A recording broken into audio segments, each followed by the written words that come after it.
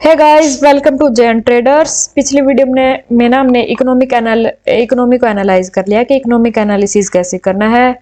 अगर आपने हमारी वो वीडियो नहीं देखी तो नीचे डिस्क्रिप्शन में लिंक है, वहां जाकर आप हमारी वीडियो देख सकते हैं। उससे पहले हमने फंडामेंटल एनालिसिस का जो बेसिक है ना वो क्लियर कर दिया है। ठीक है, उन वीडियोज के भी लिंक ना हमारे डिस्क्रिप्शन में, वहां जाकर आप वो वीडियोज देख सकते हैं।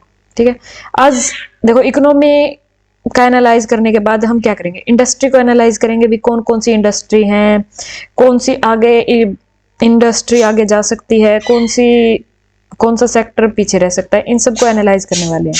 ठीक है, अब इसका ना कुछ पॉइंट ध्यान में रखना चाहिए कि इंडस्ट्री को कैसे एनालाइज करना। देखो कोई एक स्टॉक है, वो एक साल में लगातार बढ़ रहा है, 2-3 साल लगातार बढ़ रहा है, ये देखो 100 हो गया।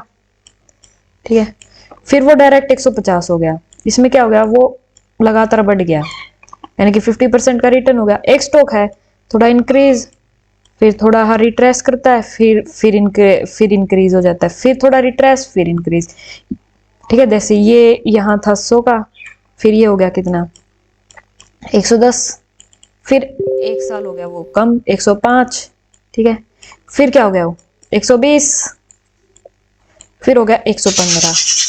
देखो इस चीज में ना मैं क्या, देखो इसमें ना कंपाउंडिंग, ये देखो सबसे डेंजरस होता है। जो लगातार बढ़ता है ना वो एकदम से नीचे भी गिर सकता है, लेकिन जो कंपाउंडिंग तौर पर जाता है, यानी कि जो एक बार इंक्रीज हो गया, फिर थोड़ा रिट्रेस करके फिर ऊपर जाता है, फिर रिट्रेस करता है, फिर ऊपर जाता है, वो सबसे अच्छा शेयर होता है, या फिर कोई भी सेक्टर होता है।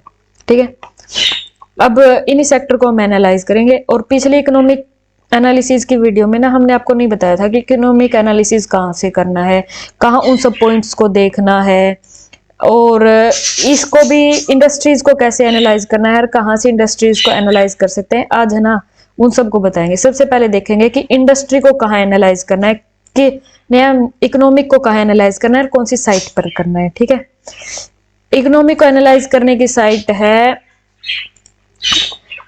tradingeconomic.com। ये साइट है जहां पर हम जाकर ना इकोनॉमी को एनालाइज करेंगे। यहाँ जैसे मैं सिंपली इंडिया टाइप कर देती हूँ। ठीक है, इंडी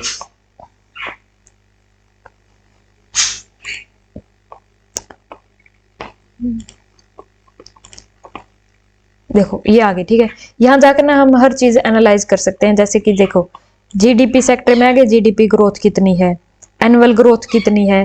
ठीक है, ये जीडीपी का हो गया। इसमें जैसे लेबर का हो गया भाई, लेबर अनएम्प्लॉयमेंट रेट कितने इंक्रीज हो रही है, डिक्रीज हो रही है, पॉपुलेशन कैसी है।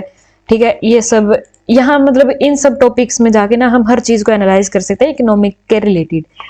आज का हमारा, अब देखो अब हम ये करेंगे कि इंडस्ट्री को कहाँ से एनालाइज करें। इसके लिए है IBEF.org एक साइट है, वहां पर जाकर ना हम इंडस्ट्री को एनालाइज कर सकते हैं। इसमें सीधा सा है कि हम कहाँ जाएंगे, इंडस्ट्रीज में जाएंगे।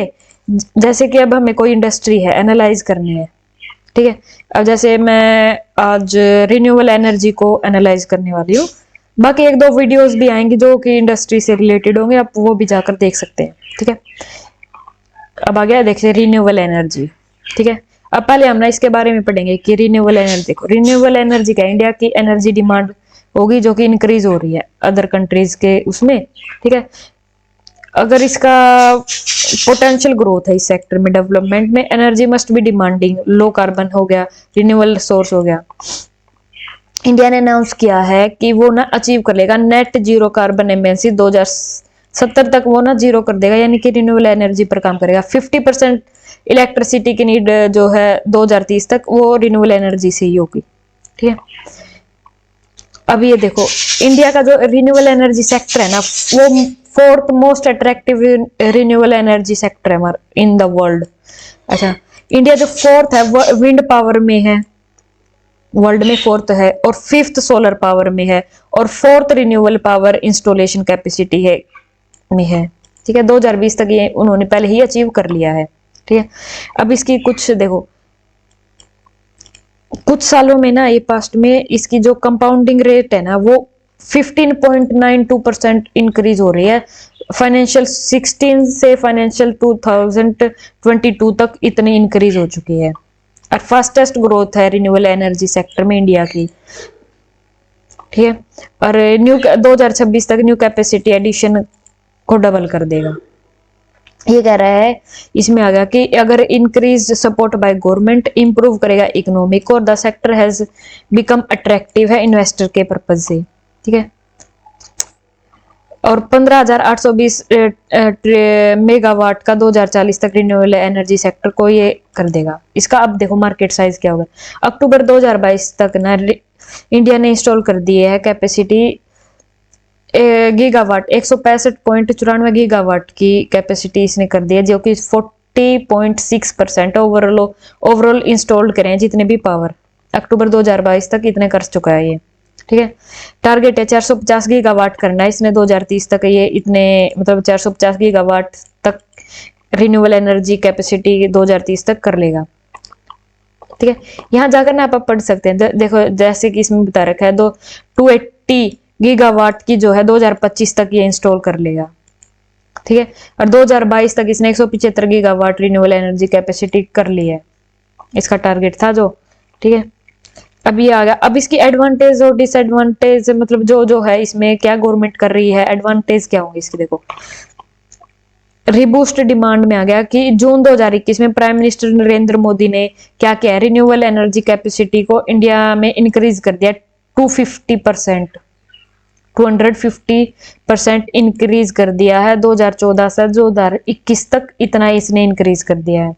सेंट्रल इलेक्ट्रिसिटी अथॉरिटी ने क्या किया है, एस्टिमेट किया है India's power requirement to grow to search 817 gigawatt 2030 तक, इतना ये बोल रहा है कि हम ना 2030 तक इतने गीगावाट के प्लांट्स रेडी कर देंगे, ठीक है। Demand will become from real estate and transport sector. अब आ गया इंक्रीज इन्वेस्टमेंट कैसे हो रही है, नॉन कन्वेंशनल एनर्जी सेक्टर है, एफडीआई ना लगातार इसमें इंक्रीज कर रहा है 2000 से 2023 मार्च 2023 तक इस एफडीआई ने कितना किया है, 14.12 बिलियन डॉलर इस सेक्टर में इन्वेस्ट कर लिया है। राइजिंग फॉरेन इन्वेस्टमेंट इस रिन्यूएबल सेक्टर में लगातार इंक्रीज हो रही है, जो 75 बिलियन डॉलर है।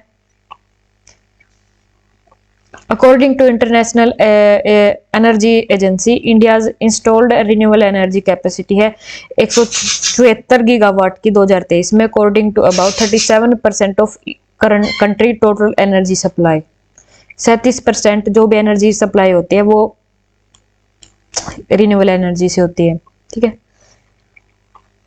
अब आ गया पॉलिसी सपोर्ट, देखो 2022 और 23 में जो गवर्नमेंट ने अलोकेट किए थे 19,500 करोड़, यानी कि जो कि 2.57 बिलियन होते हैं डॉलर, इस स्कीम के तहत सोलर मॉड्यूल बनाने के लिए गवर्नमेंट ने बजट में दिए थे, ठीक है। इंडिया ने लॉन्च किया mission innovation clean tech exchange, global innovative क्या है, will be help to accelerate clean energy बनाने के लिए, ठीक है। कॉम्पिटेटिव एडवांटेज क्या होगी, ग्लोबली इंडिया 4th रैंक पे है रिन्यूएबल एनर्जी सेक्टर में, कैपेसिटी में और विंड पावर में, और 5th है सोलर पावर में। अक्टूबर 2021 तक इंडिया रिटेन कर लेगा 3rd rank renewable country energy में अट्रैक्टिव इंडेक्स 2021 के अनुसार। मतलब ये सब ना यहाँ जाके ना हम किसी भी इंडस्ट्री को देख सकते हैं कि कौन सा एफडीआई इन्वेस्ट कर रहा है, एफआईआई है जो फॉरेन इन्वेस्टर हैं वो इन्वेस्ट कर रहे हैं इन स्टॉक्स में, मार्केट साइज कितना है या गवर्नमेंट कितना बजट दे रही है उस सेक्टर को, ये सब यहाँ आकर ना इजिली एनालाइज कर सकते हैं। और इसको एनालाइज करते वक्त ना इनका एक एक पॉइंट को नोट करना चाहिए और बाद में देखना चाहिए कि इसमें इस सेक्टर में हमने पैसा लगाना है या नहीं लगाना है, ठीक है। अब देखो इंडस्ट्री एनालिसिस की एक आप कमेंट करो कि आपको किस सेक्टर से रिलेटेड इंडस्ट्री एनालिसिस की वीडियो चाहिए, हम वो डाल देंगे। और इसके बाद ना हम इंडस्ट्री एनालाइज करने के बाद कंपनी एनालिसिस करेंगे कि उस इंडस्ट्री में कौन सी कंपनी अच्छी है कौन सी नहीं है, उसके फाइनेंशियल्स को कहाँ से चेक करना है कहाँ से नहीं करना है, ठीक है। आपको अगर हमारी ये सब वीडियो चाहिए तो आप हमारे चैनल को लाइक करें, हमारी वीडियो को लाइक करें, हमारे चैनल को सब्सक्राइब करें।